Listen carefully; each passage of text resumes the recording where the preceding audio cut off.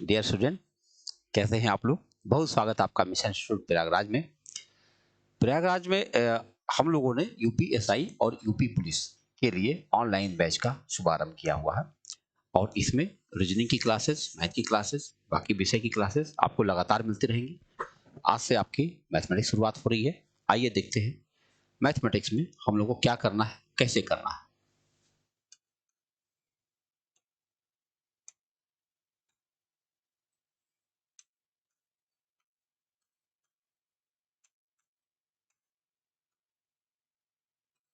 वाह,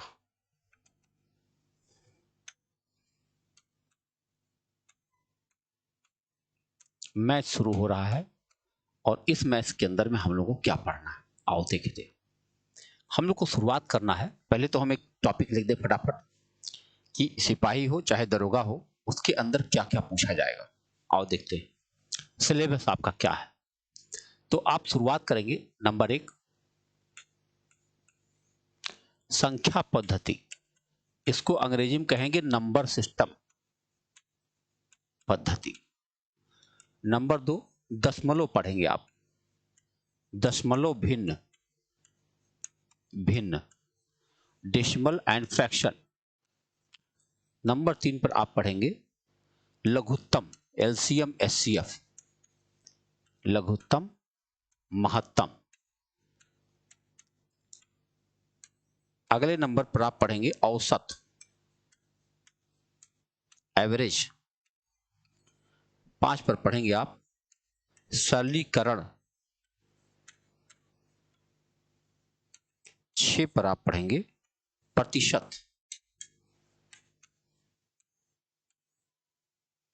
7 पर आप पढ़ेंगे लाभ हानि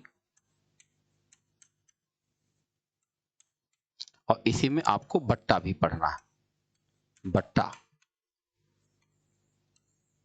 8 पर पढ़ेंगे आप अनुपात समानुपात, अनुपात समानुपात,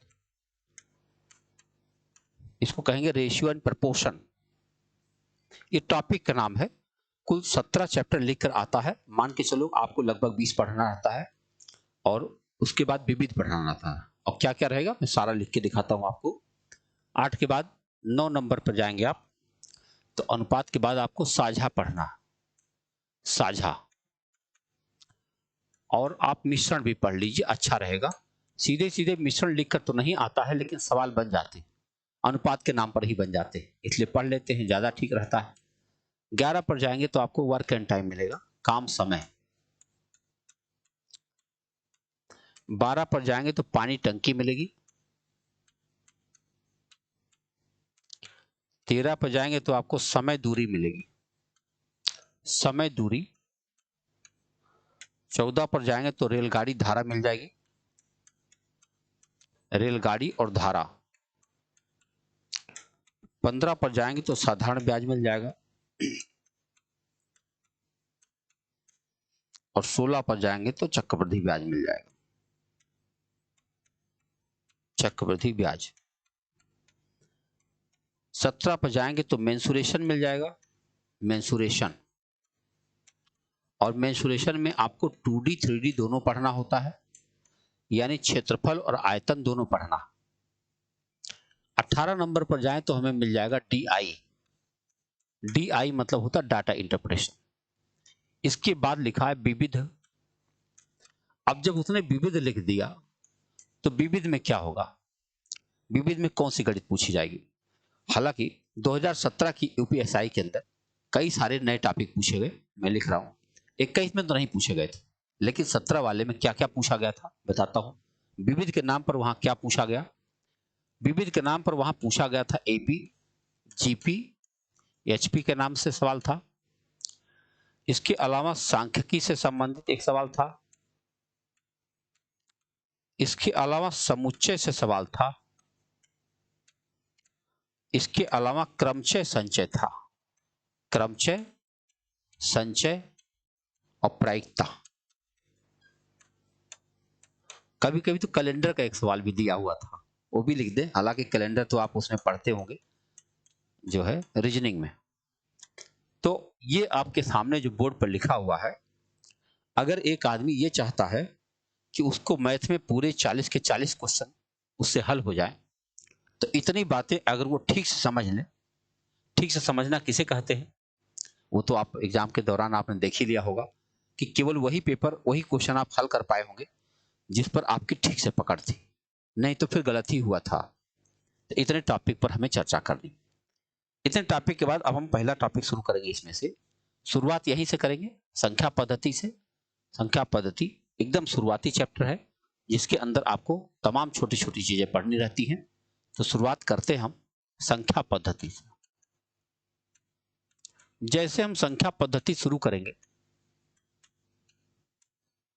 तो हमें सबसे पहले पढ़ना होगा कि प्राकृतिक संख्या क्या है। प्राकृतिक यानी नेचुरल नंबर क्या है। नेचुरल क्या है? नेचुरल किसे कहते हैं? मतलब नेचुरल नंबर जो बनाने वाले लोग थे वो कहीं इन्वेस्टिव प्रोडक्ट नहीं थे। उन्होंने बस वस्तुओं को गिनने के लिए सिंबल का विकास किया, जो सिंबल विकसित होते होते यहां तक पहुंच गया, 1 2 3 4 और इनफाइनाइट तक गया। इसे कहा गया प्राकृतिक संख्या। जब इसमें कुछ दिनों बाद जीरो शामिल किया गया तब उसका नाम बदल गया और तब नाम रखा गया पूर्ण संख्या। पूर्ण संख्या को हम लोग कहते हैं होल नंबर। Whole number. अब ये क्या है? जीरो से स्टार्ट हो रहा है, 0 1 2 3 इनफाइनाइट तक गया, उसे हम कहते हैं होल नंबर। जब इसके अंदर नेगेटिव संख्याएं शामिल की गई तब इसका नाम पड़ गया पूर्णांक। पूर्णांक। पूर्णांक को इंटीजर कहा जाता है। अब इंटीजर में क्या था? एक बहुत बड़ी संख्या रेखा की कल्पना की गई जिसके ठीक बीचों बीच में जीरो था और दाहिनी तरफ 1 2 3 पॉजिटिव नंबर थे इनफाइनाइट तक, और बाएं तरफ -1 -2 -3 नेगेटिव नंबर थे इनफाइनाइट तक। एक बहुत बड़ी संख्या रेखा, उसे रखा गया नाम पूर्णांक। पूर्णांक बनने के बाद अब शुरू होता है बात उसके आगे की। आगे की बात क्या थी? उसमें यह तय करना था कि आखिर बताओ अगर इसको हम पूरा अध्ययन करें तो हमें और क्या क्या मिल सकता है संख्याओं के रूप में। तो हमें आगे मिला सम संख्या।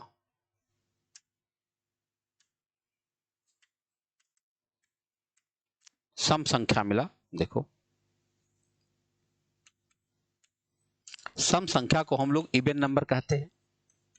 ये क्या होती है? ऐसी संख्या जो 2 से विभाजित हो जाए। 2 से विभाजित होने वाली संख्या, विभाजित होने वाली संख्या है। तो ये कौन कौन थी? स्टार्ट करेंगे अगर तो 2 से 4 6 8 इनफाइनाइट तक गई, सम संख्याएं कही जाती है। अगर इनको हम सम कहते हैं तो फिर एक संख्या तुरंत बन जाती है विषम संख्या, जिसको हम ऑड नंबर कहते हैं। ऑड नंबर का मतलब हुआ 2 से ना विभाजित होने वाली संख्या। अगर कोई संख्या 2 से नहीं विभाजित हो रही है उसको हम विषम संख्या कह सकते हैं। ये कहां से स्टार्ट होती है? 1 3 5 7 इनफाइनाइट तक। अगर आप देखेंगे तो आधी संख्याएं सम, आधी संख्याएं विषम होती हैं। चेक करके देखेंगे तो आधी संख्याएं अगर हम 10 तक ट्रायल करें, 10 तक में आप देखते हैं कि 2 4 6 8 10 5 संख्याएं सम हुई, 1 3 5 7 9 5 संख्याएं विषम। सम विषम के बाद अगला पॉइंट आता है आपका भाज्य। भाज्य को अंग्रेजी में कहा जाता है composite number. Composite number. Composite number ये क्या होती है? भाज्य शब्द का अंग्रेजी में डेफिनेशन बहुत बढ़िया। The number which have more than 2 factors. ऐसी संख्या जिसके 2 से अधिक गुणनखंड हो। और 2 से अधिक गुणनखंड कब हो सकता है? क्यों 2 से अधिक कहा जा रहा है? क्योंकि कोई भी संख्या हो एक और स्वयं से खुद ही कट जाती है। तो हम कह सकते हैं एक और स्वयं, एक और स्वयं के अतिरिक्त, अतिरिक्त अन्य से भी विभाजित हो जाए। अन्य से विभाजित हो जाएगा तभी तो 3 होगा। मोर देन 2 तभी हो सकता है क्योंकि सभी संख्याएं एक और स्वयं से कट जाती हैं। इसमें पूछा जाता है कि सबसे छोटी भाज्य संख्या कौन है? तो इसमें आप कहोगे सबसे छोटी भाज्य संख्या 4 है। 4 से छोटी कोई भाज्य संख्या नहीं। मेरे ख्याल से एकदम शुरुआत के लिए आप इतनी सारी चीजें अगर आप ध्यान देते रहे, क्योंकि इनकी आवश्यकता बीच बीच में पड़ेगी, जब आपको डेफिनेशन आता रहेगा तभी आप उसका जवाब दे पाएंगे। तो भाज्य अगर हमने देख लिया, इसके बाद आएगा आपका अभाज्य। अभाज्य, अभाज्य किसे कहेंगे? इसको अंग्रेजी में कहेंगे प्राइम नंबर। प्राइम नंबर कैसा होगा? प्राइम नंबर ऐसी संख्या जिसके पास दो से ज्यादा गुणनखंड ना बन पाए, यानी the number which have only two factor is called prime number. Only two factor क्यों? क्योंकि वन एंड इटसेल्फ, एक और स्वयं से तो सभी संख्याएं कट जाती हैं, तो हमको यही ढूंढना है कि एक और स्वयं के अलावा अन्य से ना कटे। हम लिख सकते हैं एक और स्वयं के अतिरिक्त अन्य से ना विभाजित हो, अन्य से ना विभाजित हो।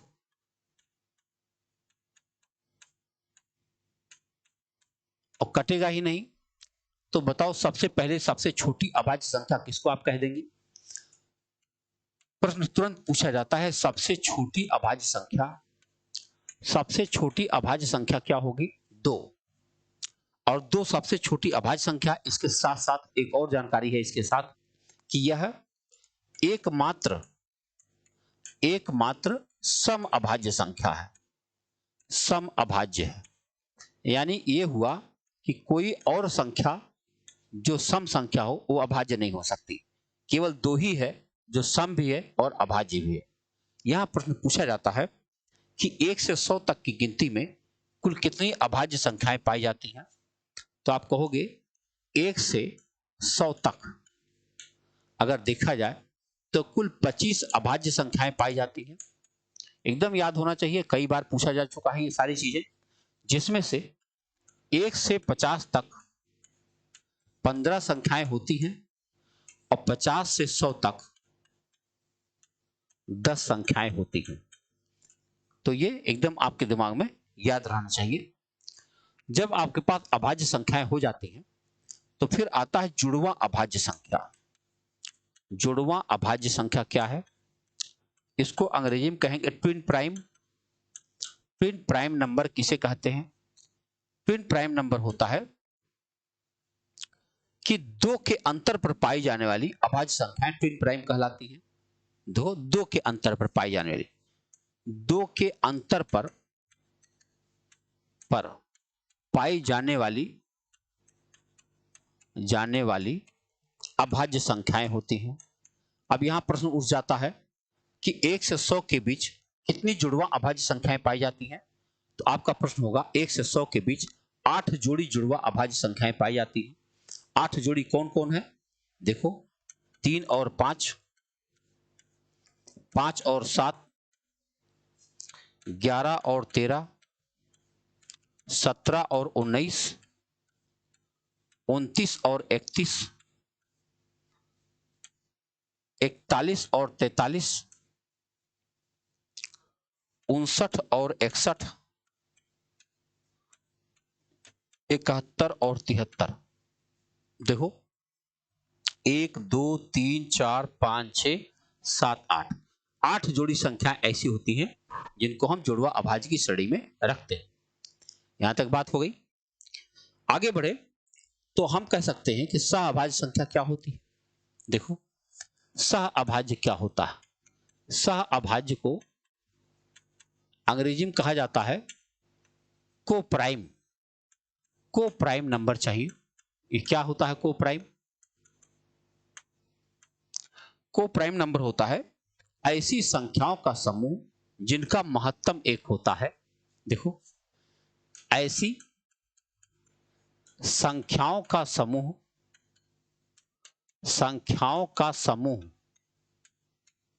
जिनका HCF 1 होता है। अगर HCF 1 होता है तो निश्चित रूप से आप कह सकते हैं कि उनका गुणनफल ही उनका लघुत्तम होता है ना। देखो मैं संख्या लिख रहा हूं, जैसे मान लो हमने लिख दिया 5 और 8। 5 और 8 को प्राइम नंबर है, क्योंकि कोई संख्या ऐसी नहीं जो 5 और 8 दोनों को काट दे। आप कहेंगे कि 5 आपने भाज्य ले रखा, कैसे कट जाएगा? लोग दूसरा ले रहे हैं। हमने ले लिया 15 और 27, सॉरी हमने 15 ले लिया, 15 ना ही लिया जाए, हमने ले लिया 16 और 27। देखो 16 अपने आप में खूब बढ़िया कटने वाली गिनती है, 27 भी अपने आप में खूब बढ़िया कटने वाली गिनती है, लेकिन कोई ऐसी संख्या नहीं है जो 16 को भी काट सके और 27 को भी काट सके। तो इसलिए आप कहोगे ये ऐसा को प्राइम नंबर है। जब हम इनका लघुत्तम लेंगे तो सीधे गुणा करना पड़ेगा और कोई रास्ता नहीं है। हम लिख सकते हैं 8 और 25 ये सहअभाज्य संख्याओं के समूह है। सहअभाज्य संख्या ऐसी होती है जो आपस में नहीं विभाजित होती है। तो आपने देख लिया सहअभाज्य संख्याएं। सहअभाज्य संख्याओं के बाद अब आता है आपका परिमेय संख्या। अब सोचने वाली बात है भाई परिमेय क्या है। इसको अंग्रेजी में रेशनल नंबर कहा जाता है। और रेशनल नंबर क्या होता है? ऐसी संख्या जिसे P बटा Q के रूप में लिखी जा सके, ऐसी संख्या जिसे P बटा Q के रूप में लिखा जा सके,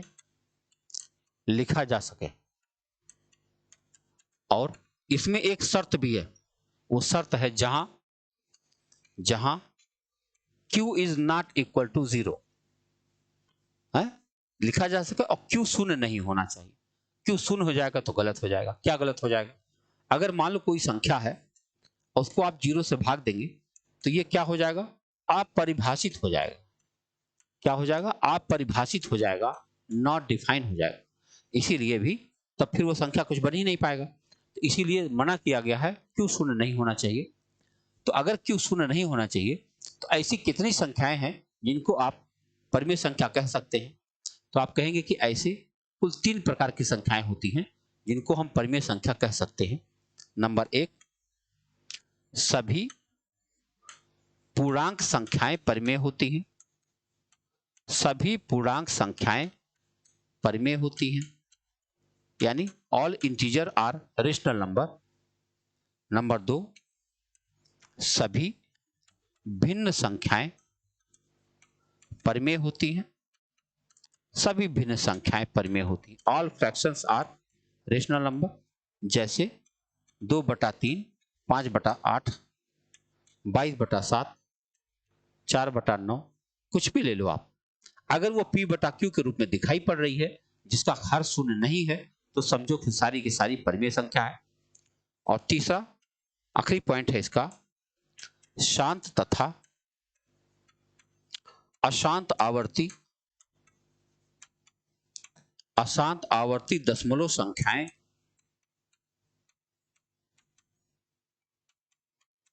परिमेय होती हैं। शांत तथा अशांत आवर्ती दशमलव संख्याएं परिमेय होती हैं। तो इतनी 3 चीजें, शांत देखो या दशमलव शांत संख्याएं जो होती हैं इनको हम भिन्न बना सकते हैं, और अशांत में आवर्ती दशमलव संख्याओं को भी हम भिन्न बना सकते हैं। तो इसलिए इन दोनों को हम परिमेय की श्रेणी में रखते हैं। और अशांत में अनावर्ती जो दशमलव होता है उसको हम भिन्न नहीं बना पाते हैं, इसीलिए वो परिमेय संख्या नहीं है। तो आपने परिमेय संख्या के बारे में जानकारी देखा। परिमेय संख्या के बाद अब ये क्या है? तथ्यात्मक जानकारी है, और इस पर सीधे सीधे सवाल बन जाता है। ऐसे 4 ऑप्शन दिए जाएंगे और उसमें पूछा जाएगा निम्नलिखित में से कौन संख्या परिमेय है, या कौन सी संख्या अपरिमेय है, या कौन सी संख्या परिमेय नहीं है, या कौन सी संख्या अपरिमेय नहीं है। तो 4 प्रकार का सवाल इस वाले टॉपिक से हो सकता है। परिमेय के बाद अब आता है नाम अपरिमेय संख्या का। अपरिमेय क्या होता है? अपरिमेय, इसको इरेशनल कहा जाता है। इरेशनल नंबर ऐसी संख्या होती है जिसे P बटा Q के रूप में नहीं व्यक्त किया जा सकता है। ऐसी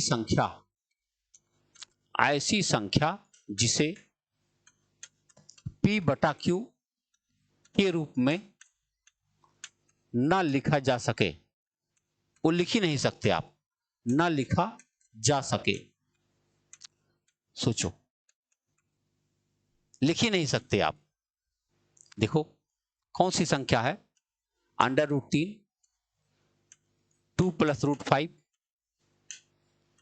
पाई, ये सारी ऐसी संख्याएं जिनको हम अपरिमेय कह सकते हैं, क्योंकि इन्हें कभी भी भिन्न नहीं बनाया जा सकता। भिन्न क्यों नहीं बनाया जा सकता? क्योंकि इन्हें दशमलव ही नहीं बनाया जा सकता। अब जब दशमलव नहीं बन सकता तो भिन्न नहीं बन सकता। तो ये आपकी अपरिमेय संख्या हो जाएगी। अब अगर हम देखें आगे तो लिख सकते हैं वास्तविक संख्या फिर क्या है? वास्तविक को हम रियल नंबर कह सकते हैं। अब रियल नंबर क्या होता है? सभी परिमेय और अपरिमेय संख्याओं को इकट्ठा कर दो बस। सभी परिमेय तथा अपरिमेय संख्याओं के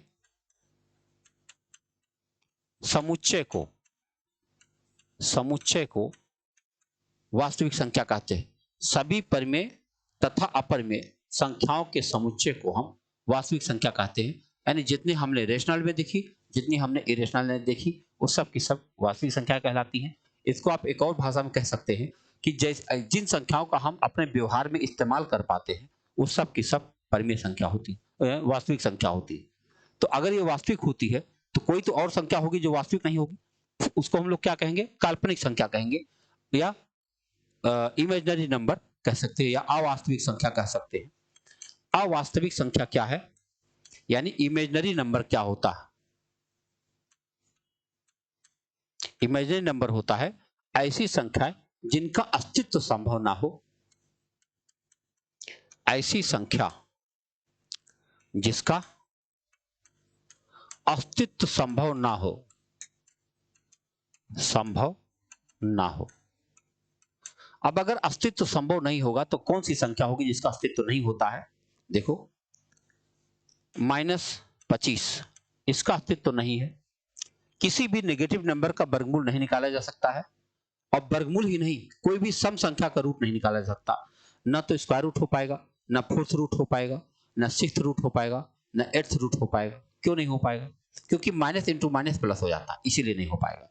तो इसलिए ऐसी संख्याओं को हम लोग क्या कह सकते हैं? काल्पनिक संख्याएं। हालांकि इसका उत्तर अगर आप देना चाहें तो 5i कह सकते हैं, 5i कह सकते हैं, लेकिन इनका मान होता नहीं है। ये संख्या रेखा पर कहीं नहीं दिखाई पड़ती हैं, इसलिए इनको हम अवास्तविक संख्या कहते हैं। अभी तक हमने आपको कुछ टर्म के बारे में परिचय दिया। संख्या पद्धति में कुछ टर्म जो होते हैं वो बड़े काम आते हैं। विद्यार्थियों का अक्सर यह शिकायत होती है कि वो सवाल पढ़ते हैं, सवाल उनको आता भी है, लेकिन वो ये नहीं समझ पाए कि सवाल में क्या पूछा गया था। ऐसा कैसे हो सकता है कि सवाल ही नहीं समझ में आया? इसीलिए नहीं समझ में आया कि उनके टर्म से वो परिचित नहीं होते। अगर टर्म गलत हो गया तो फिर सवाल गलत हो जाएगा, है ना? तो हम आगे बढ़ते हैं। आगे हम आपको बताएंगे कि रोमन गिनती क्या होती है। रोमन गिनती में कभी कभार सवाल देखते हैं, हर बार नहीं देखते। अब क्योंकि हमको नंबर सिस्टम के अंदर ही तो पढ़ना होता है, इसलिए एक चर्चा जरूरी है। रोमन संख्या। अब ये रोमन क्या है आओ दिखाते हैं आपको। रोमन गिनती लिखते समय, गिनती अगर हम लिखते हैं तो उसमें हमको 7 प्रकार के अक्षर लिए गए हैं, और उन 7 अक्षरों के माध्यम से गिनती लिखने का प्रयास दिखाया गया है। मैं दिखाता हूं। I, V, X, L, C, D, M, ये 7 अक्षर हैं जिनसे रोमन गिनती लिखी गई है। एक को 1 कहा जाएगा, I को ये 5 है, ये 10 है, ये 50 है, ये 100 है, ये 500 है, और ये 1000 है।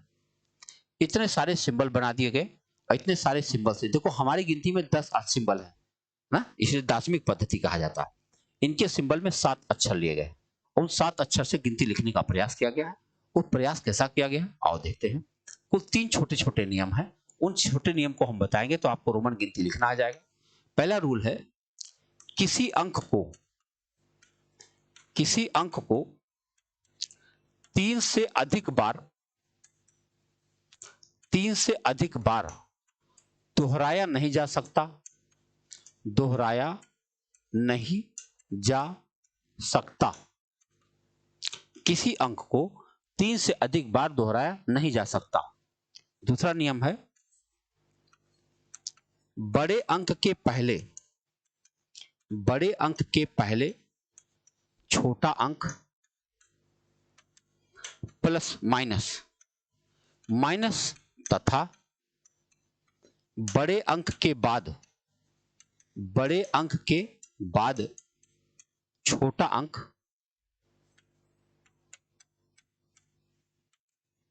प्लस समझा जाता है। ठीक। अब आप सोच लो कि इतने बढ़िया बढ़िया राइटर की किताबें आप लेते हो, कहीं रोमन गिनती के बारे में जानकारी नहीं। तीसरा है, यदि किसी अंक पर बार खींच दिया जाए, बार ऐसे लंबा सा डंडा खींच दे तो वह क्या हो जाएगा, 1000 गुना हो जाता है, 1000 गुना हो जाता है। बस इतना जो है जानकारी दी गई है, और इस जानकारी के माध्यम से रोमन गिनती लिखने का प्रयास किया जाता है। मैं लिख के दिखाता हूं, देखो। अगर हम रोमन गिनती लिखने का प्रयास करें तो मैंने लिखा 1 2 3।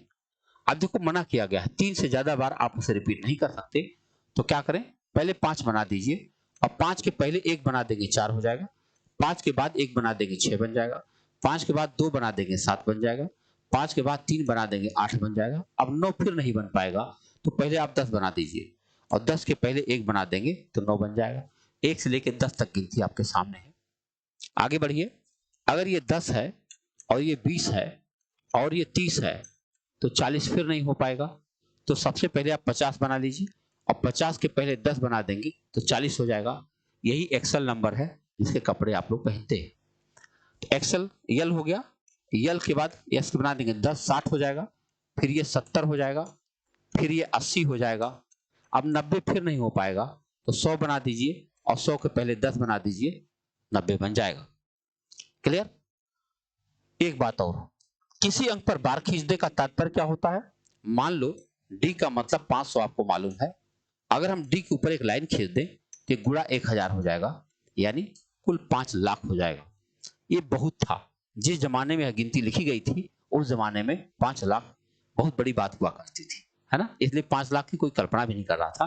तो रोमन गिनती सोचो, मुश्किल से 5 मिनट का ये कॉन्सेप्ट था, 5 मिनट के अंदर ही रोमन गिनती के बारे में आपको एक खास जानकारी प्राप्त हो गई। इस गिनती में जोड़ घटाना, गुणा भाग, औसत प्रतिशत, लघुत्तम महत्तम कैसे निकाला जाता है नहीं मालूम, कोई जरूरत ही नहीं, क्योंकि जब तक इस गिनती में, यानी जब तक लोगों के मन में ये जो कैलकुलेशन बात आई, उसके पहले हमारी गिनती वहां पहुंच गई थी, और हमारी गिनती पहुंच गई तो फिर जरूरत ही नहीं थी। आओ देखते हैं हमारी गिनती क्या थी। हमारी गिनती का जो नाम है उसका नाम है हिंदू अरबिक संख्यांकन पद्धति, या Indian counting system. Indian counting system कहा जाता है, लेकिन उसका जो नाम है वो है हिंदू अरबिक संख्यांकन पद्धति। अब इसका नाम ऐसा क्यों है, इसलिए है कि हमारे यहाँ संस्कृत की गिनतियां हुआ करती थी, और जब अरब आक्रमणकारी आए तो उनके साथ व्यापार के तौर पर हमें उन संख्याओं का नाम बदलना पड़ा। और नाम कैसा था आओ देखते हैं। यह है इकाई, यह है दहाई, यह है सैकड़ा। सैकड़ा हमारे यहाँ शत कहा जाता था। ये 1000, 10,000, लाख, 10 लाख, करोड़, 10 करोड़। इसके बाद थोड़ा दूर में लिखता हूं, अरब, 10 अरब, खरब, 10 खरब। इसके बाद आता है नील, 10 नील, पदम,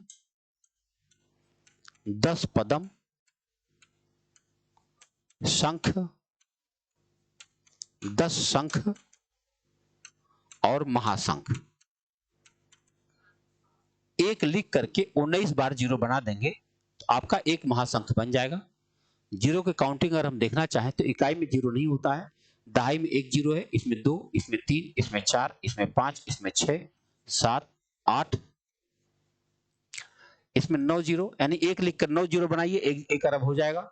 10, 11, 12, 13, 14, 15, 16, 17, 18, 19।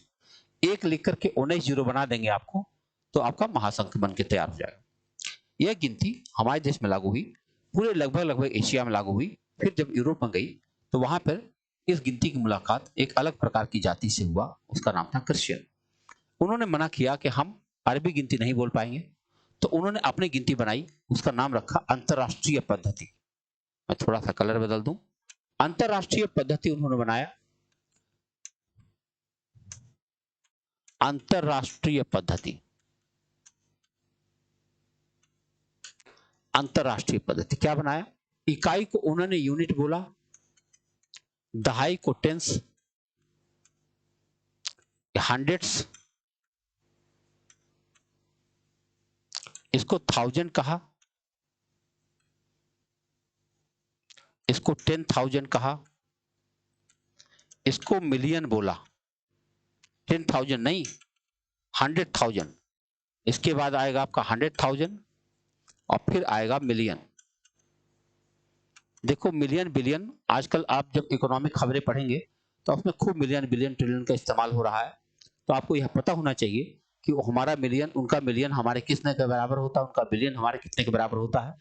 अब एक आवश्यकता है, मिलियन, 10 मिलियन, 100 मिलियन, फिर आएगा बिलियन। अरब को क्या बोलेंगे? बिलियन बोलते हैं, बिलियन, फिर 10 बिलियन, फिर 100 बिलियन, फिर आएगा ट्रिलियन, अब फिर आएगा 10 ट्रिलियन, फिर आएगा 100 ट्रिलियन, फिर आएगा क्वाड्रिट्रिलियन, क्वाड्रिट्रिलियन, फिर 10 क्वाड्रिट्रिलियन, 100 क्वाड्रिट्रिलियन, फिर है क्वासी ट्रिलियन। देखो इनकी आवश्यकता अभी है नहीं, 10 क्वासी ट्रिलियन। यानी आपको क्या याद होना चाहिए? मिलियन, आपको याद होना चाहिए बिलियन, आपको याद होना चाहिए ट्रिलियन। एक लिख करके 12 जीरो बना देंगे तो एक ट्रिलियन हो जाएगा। अब ये कुछ जानकारियां ऐसी हैं जो ऐसी है कि जो आमतौर पर उपलब्ध नहीं है और गलतियां हो जाती हैं। हम नहीं चाहते हैं कि गलतियां हो। ठीक है, यहां तक आप नोट कर लें। तो नंबर सिस्टम में तो बहुत बेसिक चीजों के बारे में चर्चा ही होती है, हर बात हमें बताना हमारा कर्तव्य है। हमें इससे मतलब नहीं कि आप कितना जानते हैं, हमें इससे मतलब है कि अगर जानते हैं तो दोहरा जाएगा और नहीं जानते हैं तो याद कर लेंगे, है ना। हम पूरी जिम्मेदारी से काम करेंगे, हर बात आपको बताएंगे। यह मान के चलेंगे आपने गणित का नाम ही नहीं सुना, पहली बार सुन रहे हैं, इसलिए मुझे हर बात बताना। वो कक्षा 1 की चीज हो, 5 की चीज हो, 8 की चीज हो, 10 की चीज हो, कुछ भी हो, मुझे बताना ही है। जब आप बैंक में पैसा जमा करने जाते हैं अथवा पैसा निकालने जाते हैं या चेक काटते हैं, तो उसमें आपको जो अमाउंट होता है उसे शब्दों में लिखना पड़ता है।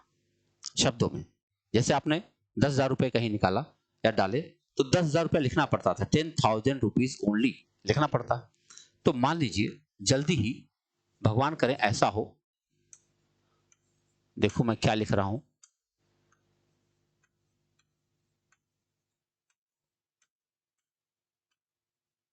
चार, इतना रुपया लेकर आप बैंक में जमा करने गए। अब बैंक वाले ने कहा लिख के बताओ कितना है। मान लो नहीं लिख पाए तो कितना दुख होगा ना, कमा लिए लेकिन लिख ही नहीं पा रहे। तो कैसे पढ़ा जाता है संख्याओं को, आओ दिखाते हैं। दाहिनी तरफ से 3 अंक पर कामा लगाएं, अब फिर 2-2 अंक पर कामा लगाते चले जाइए, काम हो गया है। ये जो है सैकड़ा है, ये हजार है, ये लाख है, ये करोड़ है, ये अरब है, ये खरब है और ये नील है। अब पढ़ना कितना आसान हो गया देखो, 8 नील, 68 खरब, 35 अरब, 98 करोड़, 76 लाख, 84,235। क्या सुन पाए आप? एक बार दोबारा देखिए, 8 नील, 68 खरब, 35 अरब, 98 करोड़, 76 लाख, 84,235। अगर यही गिनती अमेरिका में किसी को पढ़ना हो तो वो कैसे पढ़ेगा? मैं फिर से यही लिख देता हूं, 8683597684235। इंटरनेशनल सिस्टम में अगर इसको हम पढ़ना चाहते हैं तो हमें क्या करना है कि हर बार 3-3 अंक पर कामा लगाना है। वहां पर 2 अंक पर कामा नहीं होगा। आप अपने कैलकुलेटर में आप लिखिए जरा 1 लाख, देखो क्या लिखता है। 100 के बाद कामा लगाता, क्योंकि वो 1 लाख सुनता ही नहीं, वो तो 100,000 समझता है ना। अब 100,000 कहो चाहे 1 लाख कहो, बात तो बराबर है। लेकिन वो लोग कामा हमेशा 3 लाइन पर बनाएंगे, 3 अंक पर। ढेर सारी गिनतियां लिखिए, अभी देखिए 3-3 अंक पर वहां कामा लगाते हुए दिख जाएगा, आपको जांच करने के लिए दे रहा हूं, ठीक है। तो अब देखो ये क्या है, ये सैकड़ा था, ये 1000 है, ये मिलियन है, ये बिलियन है और ये ट्रिलियन है। अब इसे अगर मुझे पढ़ना हो तो मैं कहूंगा 86 ट्रिलियन 835 बिलियन 987 मिलियन 684,235। क्लियर? एक बार दोबारा देखो, 86 ट्रिलियन 835 बिलियन 987 मिलियन 684,235। तो इतनी बातें हम लोग गिनती को लिखना और पढ़ना दोनों जान गए, ठीक। अब एक चीज और, इतना जानने के बाद हमें यह भी जानना होता है कि हमारी संख्याओं में 1 अंक की कुल कितनी संख्या होती है, 2 अंक की कुल कितनी संख्या होती है, ऐसे ही 5 अंक की कुल कितनी संख्या होती है, हमें मालूम होना चाहिए। इसके लिए आपको यहां पे लिखना चाहिए सबसे छोटी, यहां हमने लिख दिया सबसे बड़ी, और यहां हमने लिख दिया कुल। अब देखो जरा, 1 अंक की सबसे छोटी संख्या आपने क्या देखा, 1, सबसे बड़ी संख्या आपने देखा 9, और कुल कितनी संख्याएं होती है 9। अब चलो 2 अंक पर देखा जाए, 2 अंक की सबसे छोटी संख्या 10, 2 अंक की सबसे बड़ी संख्या 99, और 2 अंक की कुल कितनी संख्याएं हैं 90। अब चलो 3 अंक देखा जाए, 3 अंक की सबसे छोटी संख्या है 100, 3 अंक की सबसे बड़ी संख्या है 999, और 3 अंक की कुल कितनी संख्या है 900। देखो जरा कितने आराम से पैटर्न बनता जा रहा है। 4 अंक पर चलो, 4 अंक की सबसे छोटी संख्या है 1000, 4 अंक की सबसे बड़ी संख्या है 9999, और 4 अंक की कुल संख्याएं होगी 9000। आओ 5 अंक देखते हैं। 5 अंक की सबसे छोटी संख्या है, 5 अंक की सबसे बड़ी संख्या है, और 5 अंक की कुल संख्या है। मेरे ख्याल से अब आपको पैटर्न क्लियर है, चाहे जहां तक लिखना पड़े आपको कोई समस्या नहीं आएगी। इस क्लास में आपने एक चीज तो देखा होगा कि हम उन तमाम छोटी चीजों की चर्चा आपसे कर रहे हैं जो चीजें या तो आपको बहुत पहले याद थी और या तो याद ही नहीं थी, है ना। तो उन चीजों की चर्चा हमने किया, क्योंकि हमें मानना है कि हमें एग्जाम अगर पास करना है तो हर छोटी से छोटी चीज हमारे लिए इंपॉर्टेंट है ना। हम किसी चीज को इग्नोर नहीं कर सकते, यही हमारा भरोसा है, ठीक है। तो आज वीडियो में यहीं तक, मिलेंगे अगले दिन अगले जानकारियों के साथ में। अभी नंबर सिस्टम पर बहुत सारी बातें बताने को है, मिलेंगे। आप चैनल पर अगर नए हैं सब्सक्राइब कर लें। मिलते हैं अगले वीडियो में, बहुत बहुत धन्यवाद।